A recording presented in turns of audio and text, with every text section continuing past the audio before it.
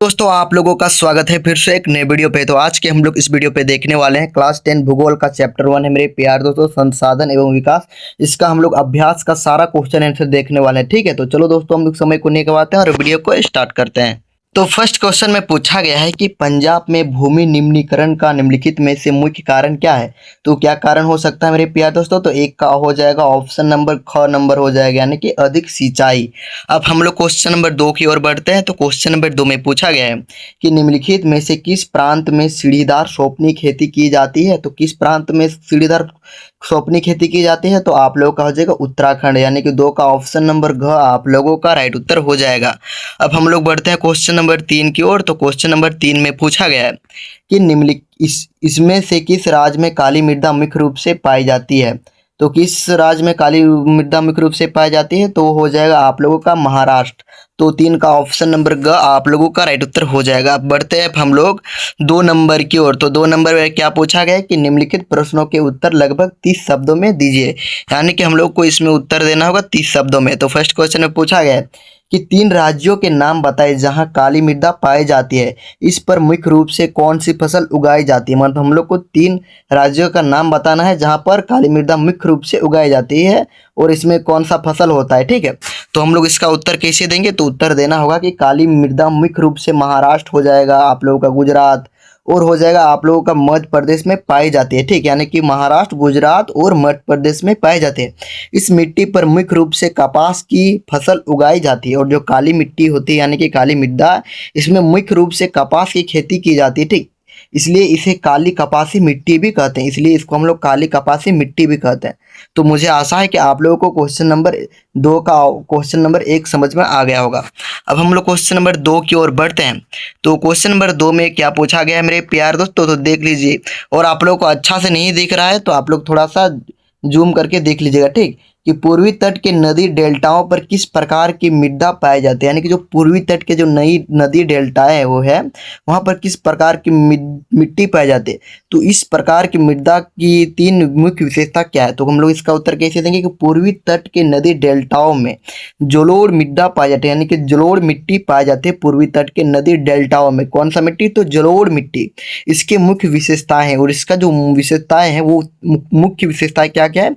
ये उपजाऊ होती है, जो ये मिट्टी जो होती है वो उपजाऊ होती है। ठीक, इसमें नमी रहती है तथा धान, गन्ना और खेती की मतलब खेती के लिए उपयुक्त होती है। ठीक, क्या क्या खेती के लिए? तो धान आप लोग याद रखना है, गन्ना और गेहूं की खेती के लिए उपयुक्त होती है, यानी कि अच्छा होता है। ठीक, जलोढ़ मिट्टी। अब हम लोग क्वेश्चन नंबर 3 की ओर बढ़ते हैं मेरे प्यारे दोस्तों। तो क्वेश्चन नंबर 3 में जो पूछा गया है कि पहाड़ी क्षेत्रों में मृदा अपरदन के रोकथाम के लिए क्या कदम उठाने चाहिए, यानी जो पहाड़ी क्षेत्र है तो मृदा अपरदन के लिए क्या क्या कदम उठाना चाहिए, इसको इसका उत्तर में पूछा गया है। तो इसका उत्तर हम लोग कैसे देंगे कि पहाड़ी क्षेत्रों में मृदा अपरदन की रोकथाम के लिए सीढ़ीदार खेती करनी चाहिए, यानी कि जो सीढ़ीदार खेती करनी चाहिए। जो पहाड़ होता है ना, तो पहाड़ में जो खेती किया जाता है वो सीढ़ीदार खेती होना चाहिए, ये इसमें बताया जा रहा है। ठीक, और पेड़ पौधे लगाने चाहिए, और इसमें जो पेड़ पौधा होता है जिससे कि मिट्टी उसमें वो बनी रहती है। ठीक, तथा ढलानों पर घास उगाने चाहिए, इससे मिट्टी बहने से बचती है। ठीक, क्योंकि जो पहाड़ होता है तो पहाड़ में जो मिट्टी होता है वो बह जाता है। ठीक, तो बह जाता है तो अच्छा खेती नहीं होगा, लेकिन उसके लिए हम लोग क्या करना चाहिए? तो सीढ़ीदार खेती करना चाहिए। ठीक, और पेड़ पौधे लगाने चाहिए और ढलानों पर घास उगाने चाहिए, इससे मिट्टी बहने से बचती है।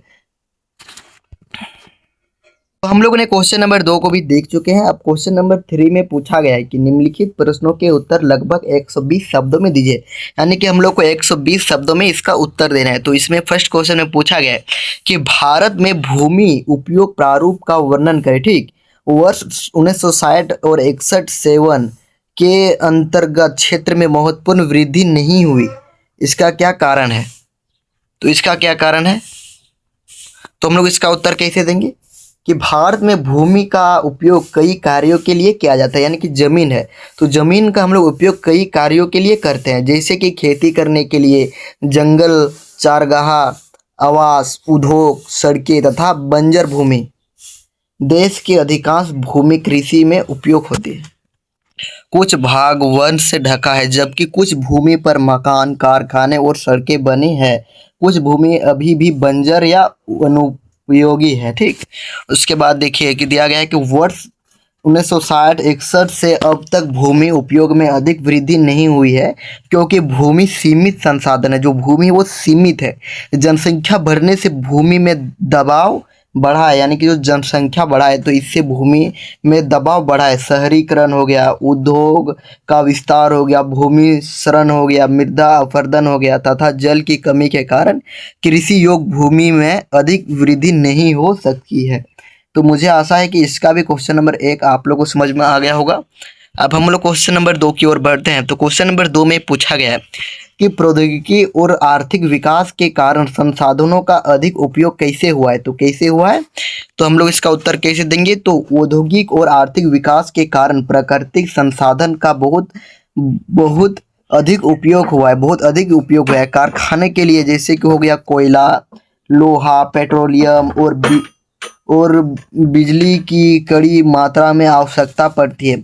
शहरों के विस्तार के लिए भूमि, जल और वन काटे जाते हैं। बढ़ती जनसंख्या और आधुनिक जीवन शैली के कारण पानी हो गया, ऊर्जा और खनिजों की मांग बढ़ गई है और अधिक उत्पादन के लिए मशीनों का प्रयोग बढ़ा है। आप कुछ उत्पादन के लिए हम लोग ज़्यादा से ज़्यादा किसी भी चीज़ को उत्पादन के लिए मशीनी का ही हम लोग ज़्यादा यूज करते हैं, जिससे संसाधनों का तेजी से दोहन हुआ।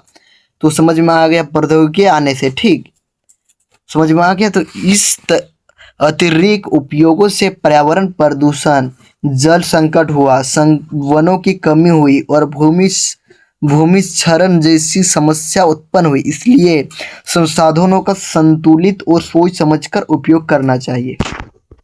तो ये वीडियो आप लोग को अच्छा लगा तो अपने दोस्तों के साथ ज़्यादा से ज़्यादा शेयर करें, और आप लोग न्यू है तो सब्सक्राइब कर लीजिए, ताकि इसी प्रकार आप लोगों का फिर वीडियो आएगा। ठीक है, और आप लोग का जितना सारा हिंदी है तो हिंदी का मैंने 4 चैप्टर करवा दिया हूँ। हिंदी जो है उसका मैंने आप लोगों का हिंदी का 4 चैप्टर करवा दिया हूँ, तो आप लोग हिंदी का भी 4 चैप्टर देख लीजिए।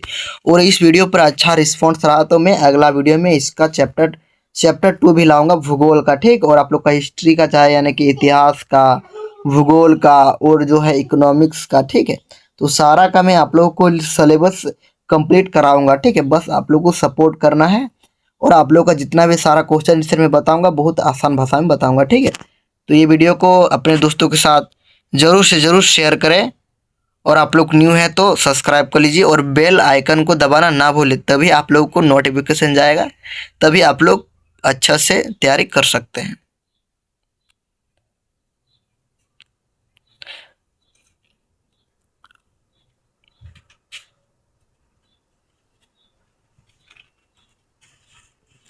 तो जय हिंद, वंदे मातरम, बाय बाय।